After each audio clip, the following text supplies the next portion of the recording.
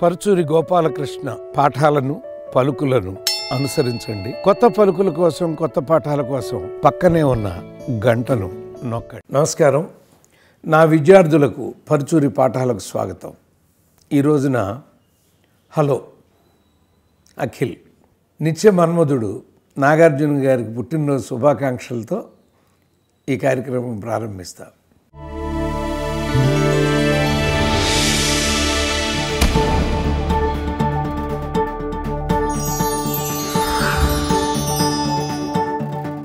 ఈ సినిమా చూసే ముందు నేను చాలా ఏళ్ళ తర్వాత మొన్న చూశాను. ఒక్కసారి మనం విక్రమ్ కుమార్ని ఆ రోజున నేను మనసులో ఎంత పొగుడుకున్నానంటే, యాక్చువల్గా నాగేశ్వరరావు గారితో అడాల్సంటి దగ్గర ఒక సినిమా చేయటానికి ఒక కథ మేము చెప్పాము వెళ్ళి. అన్నపూర్ణ స్టూడియోలో నేను అది చెప్తున్నప్పుడు కొన్ని డైలాగులకి నాగేశ్వరరావు ఇలా చప్పట్లు కొడతా, ఇది బహుశా నా ఆఖరి సినిమా అవుతుంది గోపాలకృష్ణ, చాలా సంతోషంగా ఉంది, నాకు భలే పాత్ర వేస్తున్నాను అన్నాడు.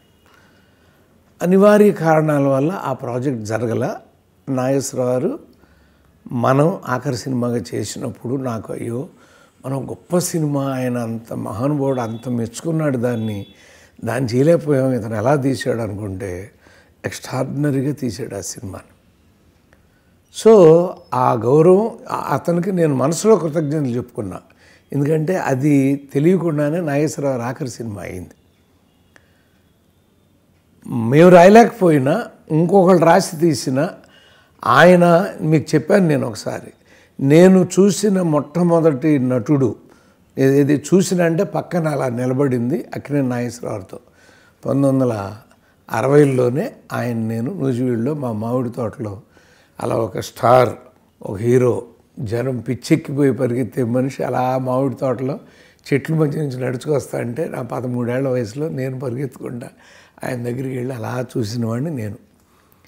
అలా ఆ తర్వాత మా కుటుంబానికి ఆయన సన్నిహితులయ్యారు. మా నాన్నగారికి బాగా చాలా ప్రేమ మా నాన్నగారికి, మా నాన్నగారు అంటే ఆయనకి. ఆయన సినిమా తీసిన విక్రమ్ కుమార్ తీసిన సినిమా అని చాలా అలర్ట్గా నేను ఈ సినిమాని చూసాను. ఒక వాక్యంలో చెప్పాలంటే, ఇంత మంచి సినిమా అంత బాగా ఎందుకు ఆడలేదు. మరి ఇంత మంచి సినిమా అని మీరే చెప్తున్నారుగా గురుగారు. నిజం, ఇది ఒక మనసంతా నువ్వే లాంటి కథ, ఒక ఉల్లాసంగా ఉత్సాహంగా లాంటి కథ. పెద్ద హిట్లు అయినాయి కదా. ఆయన ఎవరో నిర్మాత కొడుకు, అతను ఎవరో తెలియపోయినా కూడా సూపర్ హిట్ అయింది. అక్కినేని నాగార్జున గారి అబ్బాయితో మరి ఆ కథ ఎందుకు ఆడలేదు?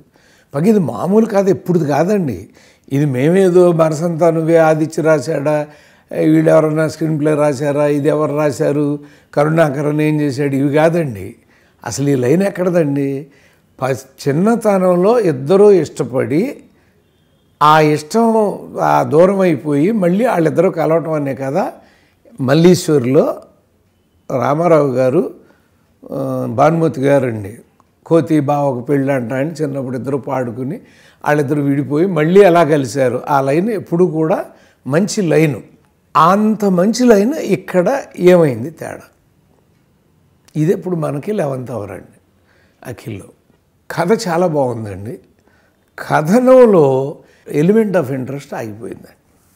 మీకు చిన్న వాక్యంలో చెప్పాలంటే, అఖిల్ ఆ హీరోయిన్ ఇద్దరు చిన్నప్పుడు, ఇతను ఆమె డబ్బు గల అమ్మాయి ఉండి, ఇతను చెట్టు మీద ఉంటా ఎక్కడో బతుకుతున్నటువంటి ఒక నిరుపేద కుర్రాడు, ఆ రోజు సంపాదించి బతికేటువంటి కుర్రాడికి స్నేహితురాలైనటువంటి అమ్మాయి అతనికి 100 రూపాయలు నోటు ఇస్తే, ఆ 100 రూపాయల నోటు యాక్సిడెంట్ వల్ల అతను పోగొట్టుకుని ఎవరి దగ్గరికి వెళ్ళి అక్కడ పెరిగి పెద్దవాడై వాళ్ళని ముందు అమ్మా నాన్న అని పిలవకుండా తర్వాత అమ్మా నాన్న అని పిలిచి, ఆ తర్వాత తను ఆ అమ్మాయి కోసం తప్పించిపోతా ఆ అమ్మాయి కోసం వెతుకుతున్న ప్రాసెస్లో తన సెల్ ఫోన్ పోగొట్టుకుని ఆ సెల్ ఫోన్ కోసం నానా కష్టాలు పడి దాన్ని సాధించుకుని, ఆ తర్వాత క్లైమాక్స్లో ప్రీ క్లైమాక్స్లో ఆ అమ్మాయిని అక్కడ కలిసి ఏ విద్య వీళ్ళిద్దరూ చిన్నప్పుడు ఇష్టపడ్డారో ఆ విద్య వల్ల వాళ్ళిద్దరూ కలిసినట్టుగా ఎండింగ్లో చూపించాడండి. లాస్ట్ 20 minutes హార్ట్ టచింగ్ అండి. మరి ఎందుకు సినిమా అంత గొప్పగా వెళ్ళలేదు అంటే, చెప్పవలసిన రీతిలో కథ చెప్పబడలేదు. మీరు చూస్తే ఎవరి కోసం ఇతను ఎంత తాపత్రయపడుతున్నాడో ఆ అమ్మాయి గురించి చెప్పకుండా 11వ నిమిషంలో మళ్ళీ మీరు అబ్జర్వ్ చేసి వాచ్ చేసుకోండి సినిమాని. 11వ నిమిషంలో ఇతను ఫోన్ మాట్లాడతానుగా ఫోన్ ఎత్తుకుపోతారు. అక్కడ అతన్ని చేజ్ చేసుకుంటూ వెళ్ళి పట్టుకుంటాడు. పండు అనే చిన్నప్పటి తనతో పాటు అక్కడ తిరిగిన పిల్లాడిని పట్టుకుంటాడు. పట్టుకుని అక్కడ వాడికి తను ఎవరో గుర్తు చేయటం కోసం తను ఎలా యాక్సిడెంట్కి గురైంది, తను ఎలా జగపతి బాబు గారు రమ్యకృష్ణ తీసుకెళ్ళింది, వాళ్ళ అమ్మా నాన్నని పిలవట్లేదని ఎలా బాధపడింది, అవన్నీ చెప్పుకుంటూ తీసుకెళ్ళాడు. తీసుకెళ్ళిన తర్వాత వీడు కథ విని అయ్యో నువ్వంటరా రారా నీకు ఫోన్ ఇస్తానని గోడౌన్కి తీసుకెళ్ళాడు. ఆ గోడౌన్ నుంచి అది వెళ్ళిపోయింది. అక్కడ ఓ ఫైట్ జరిగింది. వీడి కోసం ఓ చేజు ఇది జరిగింది. అక్కడి నుంచి కంటైనర్లో ఫోన్లన్నీ వెళ్ళిపోతున్నాయి. అక్కడికి వెళ్ళాడు. అక్కడ పెద్ద ఫైట్ చేశాడు. ఫోన్ పగిలిపోయింది. 3వది అయిందండి. మళ్ళీ ఆ తర్వాత ఈ ఫోన్ బాగు చేయించుకోవడానికి వస్తే మాల్లో ఒక ఫైట్ జరిగింది. అక్కడ తల మీద కొట్టిన తర్వాత ఇతను తీసుకెళ్ళి అక్కడ బంధిస్తే మళ్ళీ అక్కడి నుంచి బయటికి రావడానికి మళ్ళీ ఒక ఫైట్ జరిగింది. అంటే ఒక ఫోను దొరకటం కోసం అతను 5 యాక్షన్ ఎపిసోడ్లు చేశాడండి ఒకే ఎపిసోడ్. ఫైనల్గా మీరు చూడండి ఆ ఫోన్ మూలంగా ఇతను ఏం చేయడండి. మళ్ళీ ఎప్పుడైతే చిన్నప్పుడు ఒక 100 రూపాయల నోటు పోగొట్టుకున్నాడో ఆ 100 రూపాయలు మళ్ళీ ప్రీ క్లైమాక్స్లో కొట్టుకుంటే ఇతను కాళ్ళ దగ్గరికి వస్తుందండి. డెస్టినీ నాగార్జున గారు వాయిస్ ఓవర్లో ఫస్ట్లో చెప్పాడు డెస్టినీ అనేది ఉంటుంది ఒకటండి. ఆ డెస్టినీలో అది వచ్చి అది ఫోన్ చేశాడు. ఎవరా ఇతనని ఎత్తుక్కుంటే ఆయమే వస్తా అంటే ఫైనల్గా గుర్తించింది ఇతను వాయిస్తా అంటే అంతకుముందు ఆయమే వాయిస్తే ఇతనికి తెలియదు ఎవరు ఇక్కడ వాయించిందని తిరుగుతూ ఉంటాడు. అదంతా చాలా బాగుందండి. ఆ పాయింట్ అంతా చాలా బాగుంది. కాకపోతే ఏంటంటే ఏ ఫోను దొరకాలని ఇతను తాపత్రయపడ్డాడో ఆ ఫోన్ కోసం 5 యాక్షన్ పార్ట్లు ఈ సినిమాని దెబ్బతీసినాయి అని నేను అనుకుంటానండి. మీకు మనసంతా నువ్వేలో కానీ ఉల్లాసంగా ఉత్సాహంలో కానీ ఈ 2 సినిమాల్లో వాళ్ళిద్దరూ ఎవరో ఒకళ్ళకొకళ్ళు తెలుస్తుంది. అలా తెలియాలంటే ఈ కథ ఎలా చెప్పాలంటే అనగనగా అని మనసంతా నువ్వేలాగే మొదలెట్టేసి ఆమె ఢిల్లీలో బయలుదేరుతుంది హీరోయిన్. నేను హైదరాబాద్ పెళ్ళికి వెళ్ళి అక్కడి నుంచి యూఎస్ వెళ్ళిపోతానని వస్తుంది. ఆమె దిగినాక మీరు అబ్జర్వ్ చేస్తే ఈ తల మీద కొట్టిన తర్వాత ఒకసారి ఏం చేశాడు కరెక్ట్గా 7 రోజుల క్రితం అని బ్యాక్ తీసుకెళ్ళిపోయాడు కథను.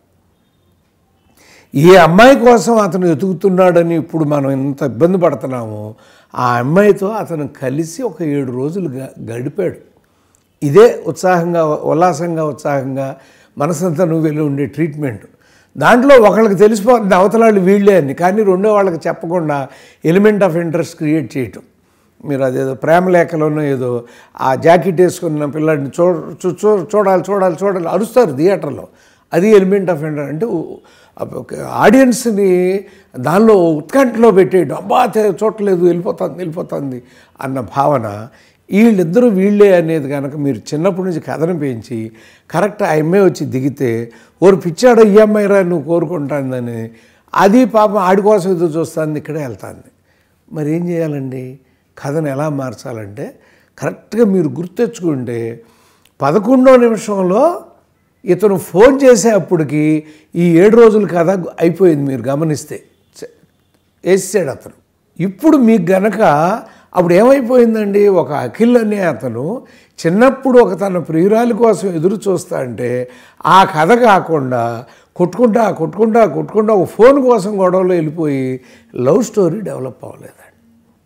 ఈ లవ్ స్టోరీ డెవలప్ అవ్వాలంటే ఏం చేయాలంటే ఈ ఫోన్ సీన్ ఇప్పుడు వేయకుండా ముందే ఆ కథ చెప్పేసి జగపతి బాబు గారు దొరికినాక 7 రోజుల తర్వాత ఆయమ్మే వచ్చి కనుక ఇక్కడ ఉన్నట్టయితే మీకు కొంత భాగం ఇంటర్మిషన్ నుంచి సెకండ్ హాఫ్లో కూడా ఈ లవ్ స్టోరీ వెళ్ళి అక్కడ ఎక్కడైతే సంగీత్లో గాజులు పాల్గొట్టాడని ఆ అమ్మాయి కొట్టేసి వెళ్ళిపోయిందో అప్పుడు అవును కదా నేనేంటి పొరపాటు చేస్తున్నాను.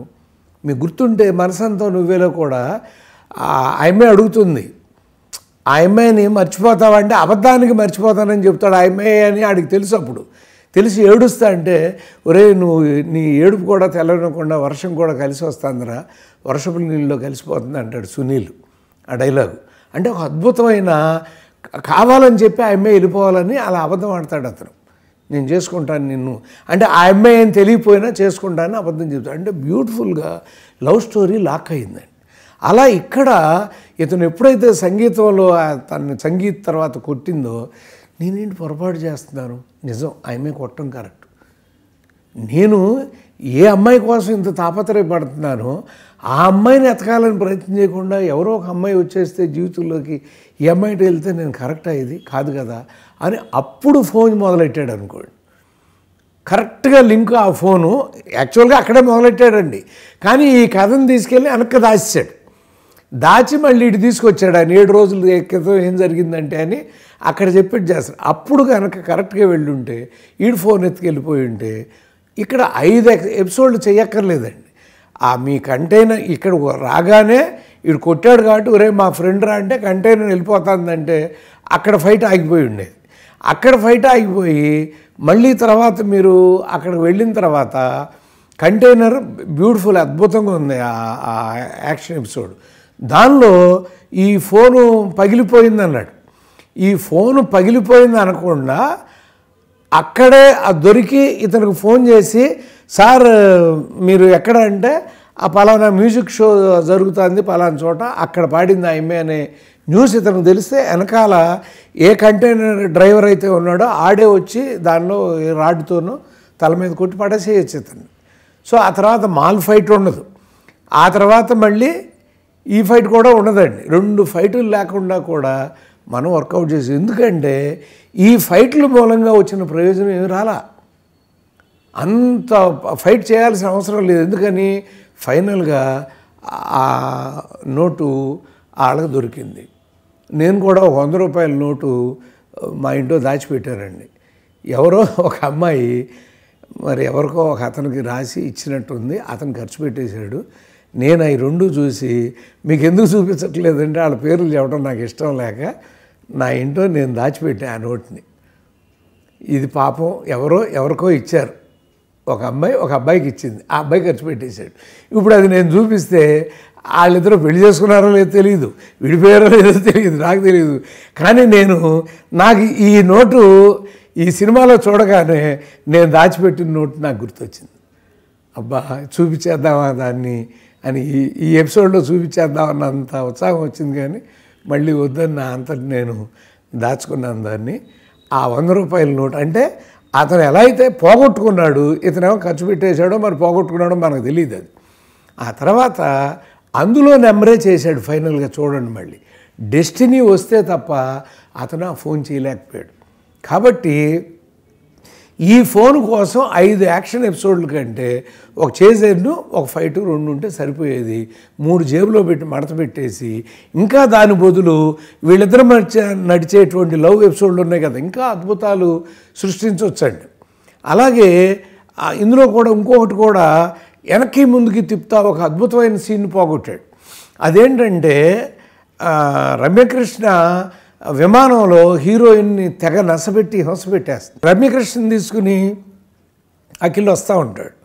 ఈ అమ్మాయి కారు టైర్ పోతే కారు ఆపి ఇక్కడ చూస్తూ ఉంటాడు. ఆ ముందే కనుక విమానం సీన్ పడి ఉంటే అమ్మ రమ్యకృష్ణ ఈ అమ్మాయిని చూస్తుందేమో, ఈ అమ్మాయి కోసమే కదా ఇప్పుడు దాకా మాట్లాడే ఎలిమెంట్ ఆఫ్ ఇంట్రెస్ట్ ఉండేదండి. దాన్ని దాచి అన్వాంటెడ్ ప్లేస్లో అది పడేసరికి ఓహో ఇందాక విమానం దిగినప్పుడు సీనా ఇది అనుకున్నాను తప్ప ఆ విమానం దగ్గరనే ఈ సీన్ కనుక చూసి అయ్యయ్యో రమ్యకృష్ణ చూస్తుందేమో, ఎందుకంటే ముందు కారులో తను ఎవరినైతే హింస పెట్టిందో ఆ పాప ఉంది, ఆ పాప గురించే భర్తకి బిడ్డకి చెప్పాలని ఆవిడ కోరుకుంటుంది. ముందు ఆ అమ్మాయి ఉంది, ఆ అమ్మాయి టైర్ ఇతను మారుస్తున్నాడు. అప్పుడు ఉండే ఉత్కంఠ వేరు, ఆ తర్వాత అయిపోయిన తర్వాత చూపించే ఉత్కంఠ వేరు.